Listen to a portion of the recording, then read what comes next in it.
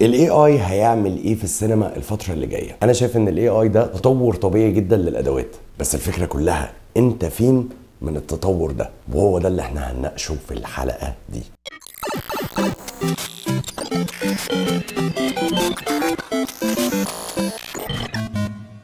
اهلا بيكم في حلقه جديده من برنامج مش توتوريال. في النص الاولاني من القرن ال19 ظهرت الكاميرا، جهاز جديد بيطبع انعكاس الضوء على لوحات. طبعا بدأ الموضوع بصور مهزوزة، ودايما كنا محتاجين رسامين علشان يقدروا يكملوا رسم الصورة دي. ومع الوقت، مع تطور تكنولوجيا الكاميرا نفسها وتكنولوجيا العدسات وتكنولوجيا جودة الخام نفسه، أصبحت الكاميرا قادرة تتفوق على أي رسام أيا كان شطارته. الكاميرا هتصورك في ثانية واحدة، ومش هتكلفك غير الفريم بس بتاع الماتيريال والحاجة اللي هتطبع عليها. انما الرسام هتقعد قدامه لساعات طويلة ويجيب لك في قلم رصاص ويقعد يشخبط ويعيد ويزيد، وفي الاخر تاخد الصورة بتاعتك. فكتمن وتكلفة اصبحت ان الكاميرا اهم بكتير جدا من الرسام. ده الاقتصاد اللي بيقول كده. بعد ما قدرنا نصور صور ثابتة، بدأ العالم يتطور ان احنا بدأنا نعمل صور متحركة، وده اعتمادا على المبدأ العلمي ان الصورة بتفضل اجزاء من الثانية بعد ما تشيلها من قدامك. ومش هحكي لك بقى عن اول لقطة اتعملت في السينما، وهي كانت مشهد الحصان في السباق. ممكن تدخل تدور على جوجل، ولا جوجل ليه؟ ما تستخدم الذكاء الاصطناعي نفسه. ازاي بقى بدأت صناعة السينما؟ خلاص بقى عندنا مكنة بتقدر تصور لقطات متحركة، نقدر نصور القطر وهو ماشي، نقدر نصور قطط صغيرة بتلعب، سلحفة قاعدة بتلعب بتاكل مخلل بتاكل خيار. قعدنا نتطور كتير، بس هل هي دي بقى السينما؟ في الحقيقة لا. الحاجات بقى اللي انا بقولها لكم دي ابهرت الناس في الاول، والناس دفعوا فلوس كتيرة قوي علشانها. لكن السينما بدأت لما فكرنا نستخدم الصور المتحركة دي في ان احنا نحكي بيها حدوتة. فكرة مجنونة جدا بالنسبة للي ما عصرهاش. فيها جزء من المسرح، وفيها جزء من الروايات، وفيها جزء من المحاكاة بتاعت البشر هتشوفها قدامك على حاجة معينة. حقيقي لو حطيت نفسك مكانهم في القرن ال19 هتلاقي ان الفكرة شوية ويرد. المهم بقى ايه، في عدد قليل جدا من السنين بعد التطور ده، الناس بدأت تخترع المونتاج وبدأت تخترع المؤثرات البصرية. ممكن كمان تندهش ان المؤثرات اللي ابهرت الناس في السينما ووهمت الناس قرن بحاله سبقت اصلا الصوت نفسه. بعد بقى ما ظهر طفرة الصوت نفسه، بدأت الناس تستمتع في الحكي القصصي، اللي هو تعالوا بقى نصور حاجات فيها حكاية او فيها رواية، في دايالوج، في ناس بتتكلم مع بعض. فبقى اللعب على تصوير ومونتاج ومؤثرات بصرية وصوت. يا جماعة أنا بتكلم على القرن ال19، ركزوا في سلم التطور. وبقى صانع الأفلام عنده أدوات كتيرة جدا علشان يحكي بيها أي حكاية هو عايزها، ويدخل المشاهد ويعيش معاه جوه الحالة اللي هو بيخلقها. وتخيل انت بقى، الصناع وقتها قالوا ان الصوت ده حالة وهتروح لحالها، والسينما هتفضل صامتة في مكانها. يعني معنى أصح ترند. كان الصناع ساعتها متخيله ان موضوع الصوت في السينما مجرد ترند وهيعدي، هيطلع لحاله، الناس هتزهق وهترجع لاصلها، اصل السينما الصامته. وطبعا انا مش محتاج اقول لك ايه اللي حصل في الواقع. طيب ايه علاقه الذكاء الاصطناعي يا عم مصطفى بالحواديت اللي انت بتحكيها لنا دي؟ ركز معايا كويس. الحقيقه ان احنا ممكن نعتبر كل الهري اللي انا بهريه في الاول ده هو نقطه حقيقيه علشان نوصل للنقطه الفاصله. ان صناعه السينما مرت بقفزات كتيره جدا في حياتها، من مجرد فكره الكاميرا نفسها، تصويرها، تصوير حاجه بتتحرك، لاضافه صوت، لاضافه مونتاج، لاضافه مؤثرات، لحكايه حواديت. وكل قفزه كان بيبقى فيه رفض من الصناع للقفزة اللي بتحصل دي، وخوف منهم على مستقبل الصناعة، أو بمعنى أصح شغلانتهم.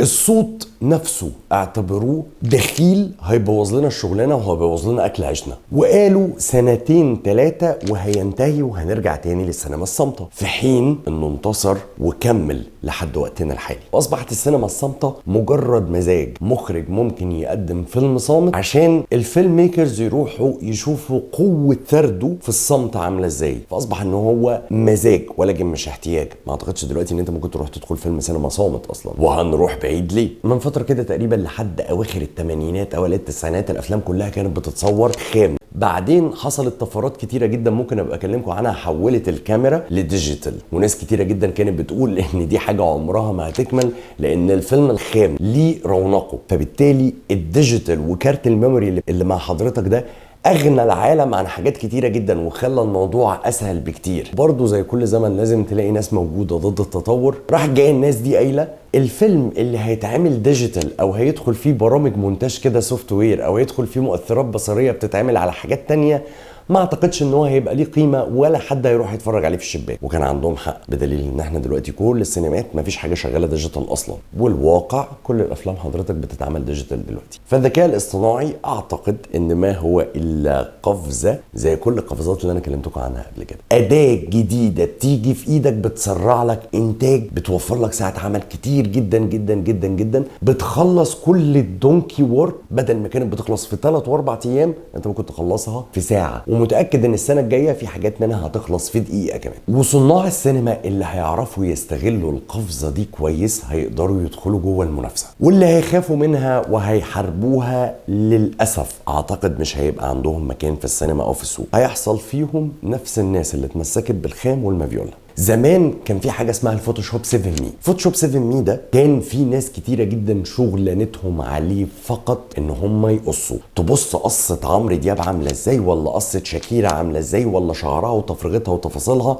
معلم قصاص قاعد. بعدين اول ما جه فوتوشوب بسلسله جديده اسمها سي اس اس، اعتقد كان الكلام ده 2009 او 2008، والله ما فاكر السي اس اس نزل امتى بالظبط. كل الناس اللي كانت شغلانتهم متوقفه فقط على ان انت راجل بتقص ركن على جنب، لان نزل لك الماجيك تول ونزل لك البين تول متطوره جدا وحاجات كتيره، اصبح ان القص فيها مش موضوع اصلا، لحد ما تطورنا ان الفوتوشوب دلوقتي بقى بيمسك السبجكت اصلا لوحده انت مش محتاج تبذل مجهود اصلا. فبالتالي الناس اللي بتشتغل شغلانه واحده وشغلانه ممكن تستبدل ملهمش موقع من الاعراب، زي ما حصل مع الناس اللي كانت بتقص فقط على الفوتوشوب. اما الجرافيك ديزاينر اللي فاهم يعني ايه جرافيك ويعني ايه ديزاين، وعنده فن في دماغه، وفاهم يعني ايه كومبوزيتنج، وفاهم يعني ايه لي اوت، وفاهم يعني ايه دارس فن كويس جدا، كمل عادي جدا واتطور وبقى ما شاء الله عليه دلوقتي كرييتيف دايركتور وبقى ارت دايركتور وبقى حاجات كتيره جدا، لانه هو فاهم فن.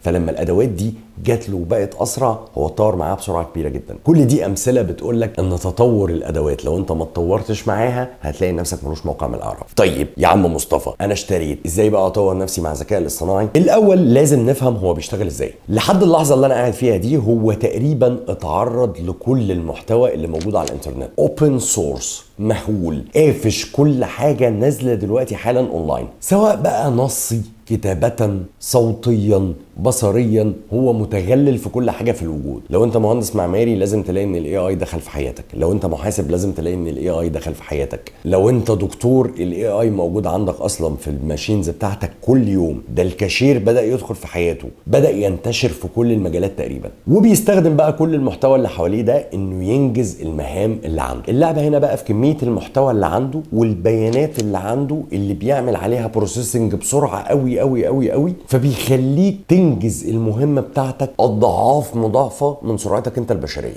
بس حتى الان هو ما قدرش يفهم المحتوى اللي عنده، هو قدر بس يعمل له كده اركايفنج ويركز عليه ويرتبه عنده ويقدمه لك باسرع مهمة. وده الدليل على ان انت لو استخدمت الميد جيرني انت بتكتب له شوية كودز وبتكتب له شوية حاجات فبيديك ريزلت. الريزلت دي هو رايح جايبها لك كده من الارشيف، حاطط لك حاجات على بعض ومديها لك لحد عندك. انت لو راجل فاهم فن مش هتشتري النتيجة أول ما يديها لك، هتفضل تديله في كودز تانية، لا لا لا لا أنا ما كانش قصدي كده، قصدي إن أنت اعمل ده مع ده، والدايمنشن ركز كويس إن حجم العربية دي يبقى متناسب مع حجم الأهرامات اللي وراها، ولا خلي بالك الشخصية دي العين فيها مش لازم تكون بالمنظر ده، لأن مش طبيعي إن عينيها هتكون أكبر من قورتها، ما هي في نسبة وتناسب، لأن أنا راجل فاهم فن وهو أداة في إيدي. فهيفضل دايما البشر هم اللي بيتحكموا في الماشين وهو اللي بيسرع لهم الأداة بتاعته. بس الأكيد إن هو ما بقاش أحسن حاجة، واللي أنا متأكد منه إنه هو هيتطور. ومش بس كده، ده أكبر كل الشركات اللي موجودين دلوقتي إنه هم يتطوروا معاه. يعني ادوبي دخلت في الاي اي، دافنشي دخلت في الاي اي. فاللي انا عايز اقوله لك ان هو لسه هيتطور، وفي نفس الوقت الشركات المنافسه هتتطور معاه، فانت كمستخدم مستفيد. ولكن لو انت بعيد عن التطور ده، اعرف ان انت على بال ما تلحق التطور ده هتاخد وقت طويل قوي قوي قوي في ان انت تفهم، في حين ان انت لو واكبت التطور ده من دلوقتي وقعدت ذاكرته من دلوقتي هتلاقي الموضوع اسهل كتير قوي بالنسبه لك كمان سنه، وهتلاقي الموضوع ان انت فعلا قادر تصنع معجزات في وقت قليل جدا. انا شايف ان لسه بدري جدا على بال ما الذكاء الاصطناعي يقدر يقدم لنا فن تشكيلي، او يقدر يقدم لنا هندسه معماريه لبيتي كامل، او يقدر يعالجني في المستشفى لما امرض، او يقدر ان هو يصلح لي عربيه، او يقدر ان هو يغنيني عن الخدمات البشريه. هو ممكن يساعد الدكتور ان هو يبقى اسرع، هو ممكن يساعد المهندس ان هو يبقى اسرع، ولكن مش هيكون هو الطبيب على الاقل في الفترة اللي موجودة دلوقتي. أنا خلصت الحلقة، يا رب تكون كانت حلقة حلوة. ما تنسوش تعملوا لايك وتعملوا سبسكرايب، واشوفكم على خير في حلقة جديدة من برنامج مش توتوريال.